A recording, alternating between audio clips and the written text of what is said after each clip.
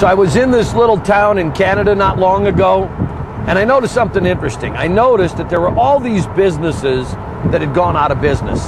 And this has nothing to do with the Canadian economy. You see this all over the US as well. I mean, if you just look at all the boarded up buildings or the buildings with signs for sale, all the buildings in the United States, in your area, where all the grass has grown up and everything, they're businesses that have gone out of business everywhere.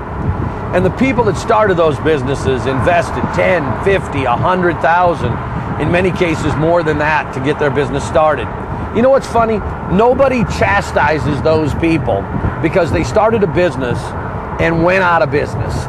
But if you start a home-based business for a few $100s instead of tens of thousands or hundreds of thousands of dollars, everybody in the world's quick to make fun of you. Isn't that crazy? Why is that? I mean, why is that? You know what's funny?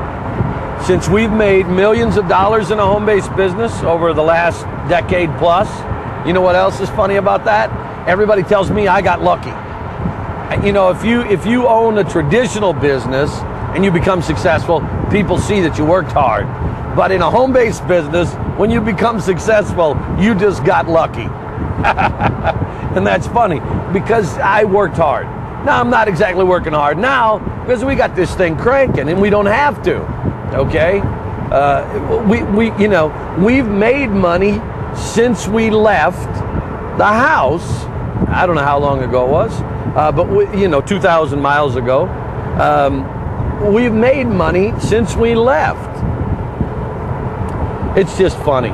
People look at traditional businesses, and if you start one of those, they support you and they applaud your effort.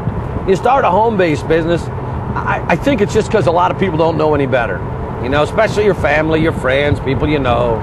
They just don't get it. They just don't get it. Don't let those people persuade you. You know, whether it's our home-based business or somebody else's really doesn't matter. I mean, we can help you become successful, certainly. We suggest that you align yourself with somebody who's already been successful, somebody who has a system. But I'm just here to tell you that you shouldn't give up the dream. Because I'm telling you, baby, it's worth it. It is so worth it. I'm going to have to speed up here a little bit because I'm going to pass this semi because he's driving a little too slow. But don't give up the dream. Don't give up on your dreams. And get help. Find somebody who will help you.